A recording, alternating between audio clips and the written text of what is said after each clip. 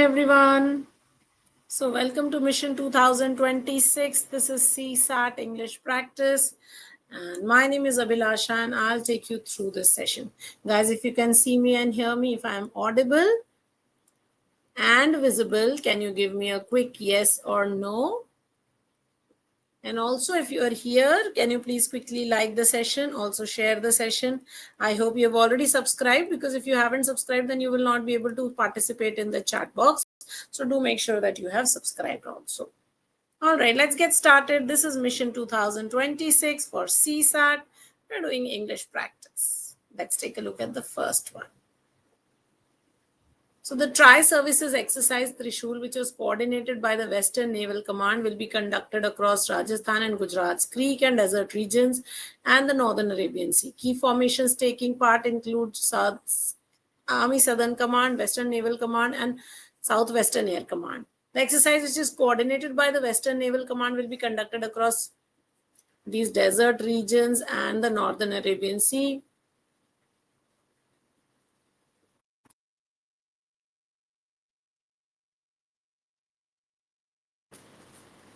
Southwestern Command, supported by Indian Coast Guard, BSF, and other central agencies to enhance interagency coordination. TSE 2025 will validate joint operating procedures and improve real-time coordination across multiple domains. The drill will also strengthen integrated communication networks and sharpen response capabilities for future multi-theater scenario. The exercise will involve Indian Navy warships, Indian Air Force fighters and support aircraft, and amphibious units from Army and Navy, including INS Jalashwa and landing craft utility vessels. Carrier-based naval aviation will operate alongside shore-based Air Force assets, highlighting growing inter-service air power synergy. The drill will test advanced capabilities in cyber operations, electronic warfare and intelligence, surveillance and recon, while showcasing indigenous defense system in line with the Atmanirbhar Bharat initiative. By simulating complex scenarios and refining integrated tactics, TSE 2025 Trishul boosts India's joint operational capability and reinforces the armed force commitment to protecting national security with a unified, modern and mission-ready approach. Now, which of the following best captures the central focus of the exercise Trishul 2025? Is it to demonstrate India's dominance in naval warfare for the entire world? Is it to validate tri-service integration and enhance interagency coordination across multiple domains? Is it to strengthen bilateral defense partnership? It was not about strengthening bilateral defense partnership, so we can very clearly eliminate C. To test newly acquired foreign weapon system. We did not speak about foreign weapons. We spoke about Indian systems because we were talking about the Atmanirbhar Bharat. So C and D are directly eliminated. Again, it is not just about India's dominance in naval warfare, and that's why not A. So the best answer is going to be option number B.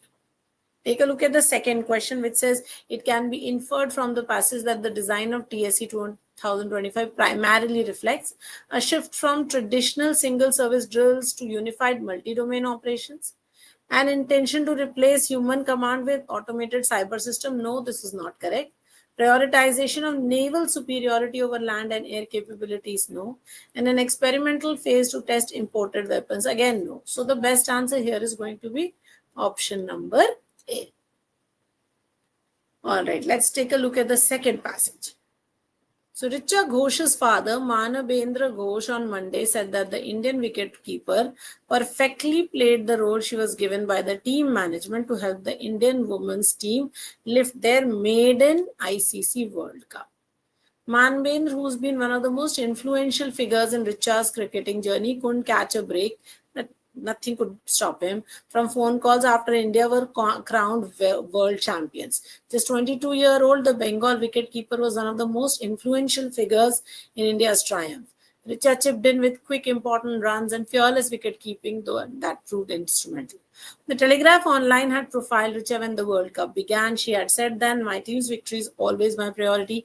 If it's a single run needed for a win, I would prefer that over scoring a century. Winning for the team and enjoying the game is my motto, and I'm willing to bat in any position for that team to achieve that. Manvendra said the same thing about his daughter's batting. She plays according to the game, the role that is required of her.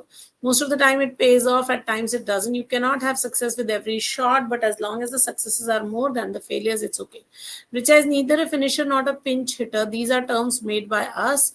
She has a half century in test batting at number 3 and also previously played as an opener for Bengal. She just carries out the role given by the team management, Manavendra said. Manavendra, who had been a wicketkeeper himself in his playing days, was beaming while talking about Richa's wicketkeeping. I can safely say that she is one of the most fearless wicketkeepers I have ever seen, not taking away anything from anyone, but not every keeper is confident enough to stand up to the wicket to pacers. The opponent is scared of Richa as well, and that is why they don't dare to step out. Pride dripping from his voice, he says that. What best reflects the central theme of the game? Richa's World Cup success resulted from aggressive batting and favorable match conditions. Well, he has not said that. The passage focuses primarily on Richa's statistical achievements during the World Cup, but no. The passage highlights Richa Ghosh's versatility and commitment to fulfilling her team's need above personal glory. Yes. His success is attributed solely to her father's influence and coaching experience? No. So therefore, not A, not B, C, yes, D, no. So that's your correct answer. Let's look at the next one. Which of the following can be inferred about Richa Ghosh's approach to the game? How does she approach the game? She derives her confidence primarily from comparison with other players. No, passage does not say that. Her mindset is defined by flexibility, composure, and team-oriented decision-making. Yes, she has said that in different places. She is able to do quick runs, fearless wicket keeping. She changes. She prefers fixed batting positions. No, she has batted at many different players, number 3, opener, and so on. Father's constant supervision shapes her on-field decision, but that the passage has not said. So the answer will be option number B. Okay, let's look at question number 5. Which of the following best summarizes the central idea of the passage? Let's take a look at what kind of coffee are we talking about. A new kind of coffee is quietly taking over India's specialty cafes. It smells fruitier, tastes smoother, and feels closer to wine than your morning cappuccino. It's called anaerobic coffee, and though still new to India's coffee scene, it's already exciting roasters, baristas, and curious drinkers. Mark Tomo, founder of Coffee Ideas in Pondicherry and one of India's earliest specialty coffee pioneers, explained that aerobic fermentation happens with oxygen, while anaerobic removes it entirely. Mark's journey with coffee began in specialty coffee cafes in Spain. When he moved to India in 2008, he started roasting small batches from estates in Coorg, Wayanad, and the Palani Hills, helping shape India's emerging specialty coffee culture. Coffee cherries are sealed in stainless steel or wooden barrels fitted with one-way walls that let gases escape but keep outside air out. Inside, the cherries ferment slowly, developing deeper, more complex flavors. The process takes 2 to 3 days and produces complex notes more like a fine wine, dark plum, star anise, or bay leaf instead of a floral or nutty tones of regular coffee. After fermentation, the beans are sun-dried for up to 20 days, lightly roasted and brewed as pour-overs or cold brews. Anaerobic coffee is fruit-forward. Wine-like character is a striking shift from India's traditionally chocolatey or nutty coffee. Mark points out that coffee is actually a fruit, not a seed. With anaerobic fermentation, you can taste that connection, the sweetness, the depth, the complexity. Mark sees an interesting crossover ahead. When you ferment coffee anaerobically, you actually create ethanol. The liquid used for fermentation, what we call the substrate traits, like fruity red wine. If someone fermented it further, it could become coffee wine. It's an idea that blurs the line between beverage worlds and could bring coffee lovers and wine drinkers together. As India's coffee culture matures, anaerobic coffee captures a new spirit of curiosity and creativity. It shows that Indian coffee drinkers are ready to look beyond coffee and explore character. Now, what is the central idea of the passage? Of course, clearly it is about anaerobic coffee. So, Anaerobic coffee represents a creative, science-driven evolution in India's coffee culture that blends art, innovation, and taste exploration. I'll put a question mark on this. India's coffee producers are abandoning traditional roasting methods, but this was not about roasting methods, so I will eliminate B. The rise of anaerobic coffee signals the decline of traditional chocolatey and nutty flavors. Again, this rise has not happened. It's just a new sort of a wine. Anaerobic coffee's complex process makes it inaccessible. Again, no D. So the best answer here should be option number A. What can be inferred about the broader significance of anaerobic coffee's emergence in India? Okay, so what can you infer about this coffee's emergence in India? It proves that India's climate is unsuitable for producing traditional varieties. No, it does not. It indicates that Indian coffee drinkers prefer wine-like beverages over traditional espresso-based drinks. No, it does not. It implies that coffee producers are abandoning Indian estates to source international beans for fermentation. It doesn't say that also. Suggests that Indian consumers are increasingly open to nuanced global coffee experience that merge tradition with innovation. Yes, that is what it means, that the Indians are willing to go out and experiment. Okay. Question number 7. This is a new passage, passage 4. Let's read it and then we'll try and understand what the questions are. So India and the US extended their defense framework agreement last week by another decade until 2035. Following a meeting between the Indian Defense Minister Rajnath Singh and Pete Hegseth. In effect, the pact commits the world's two largest democracies to a renewed strategic convergence, outlining how they can jointly design and manufacture state-of-the-art weapons system, carrying out training exercises together and deepen intelligence sharing. The agreement is a positive development, especially because of the recent tensions between India and US.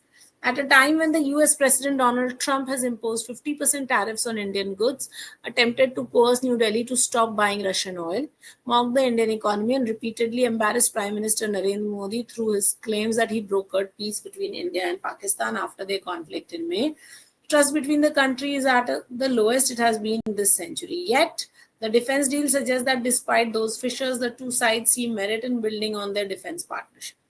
The benefits for the US are clear. The framework agreement is the bedrock for a series of other strategic pacts between the nations that allow them, among other things, to use each other's bases and ports for refueling, maintenance, and repair. Given the US's military ambition in both the Middle East and the Indo-Pacific region, Washington will want that access. The agreement also signals India's intent to buy more military hardware from the US, which the Trump administration wants. Most crucially, it signals India's long-term commitment to the bilateral friendship. So, what is this deal all about? What is the central idea of the passage? India's growing use of American weapons highlights its distancing from older allies but this has not happened, so this will be incorrect. The US extended the deal mainly to obtain trade and energy advantages through economic leverage, but both countries have benefited, so can we only have the US perspective? No. The renewed defense pact shows India and the US pursuing strategic cooperation despite ongoing political tension. Yes, makes sense. The latest agreement effectively resolves all diplomatic disagreement between India. No, it does not. So not D. Best answer will be C. What can be inferred about India's foreign policy approach from the passage? So what is it? India aims to balance diverse global alliances through calculated and pragmatic strategic engagement. Yes, that is what we are saying. India's external relations increasingly depend on satisfying American demands to maintain cooperation. No, it doesn't. India's strategic posture now centers only on the Indo-Pacific while ignoring its other global partners. No, that is also incorrect. India's participation in the extended pact results chiefly from diplomatic pressure and external coercion. No, there is no coercion on India at all. All right, so that brings us to the end of these 8 questions. I hope I've been able to help you try and identify questions and answers. Okay. If you have any doubts, any questions, feel free to ask me. All right. Thank you so much, guys. Here's hoping that you will like, share, and subscribe, and come back next Tuesday, 5:30 p.m. for one more session on reading comprehension for CSAT. Thank you so much. Bye-bye.